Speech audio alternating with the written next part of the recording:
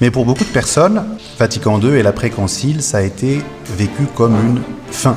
La fin de la transcendance dans la liturgie, la fin de la présence de Dieu à la messe, la fin du respect dû à l'Eucharistie. Bien des excès dans l'application des réformes sont à l'origine d'un tel ressentiment. Et dans ce moment, il faut se souvenir du livre d'Ézéchiel. Les pasteurs auront à rendre des comptes au jour du jugement pour toutes les brebis qu'ils feront tomber. Mais si on se concentre que là-dessus, on oublie, je pense, toute une frange des fidèles pour lesquels Vatican II et le renouveau liturgique ne fut pas une fin, mais fut un début.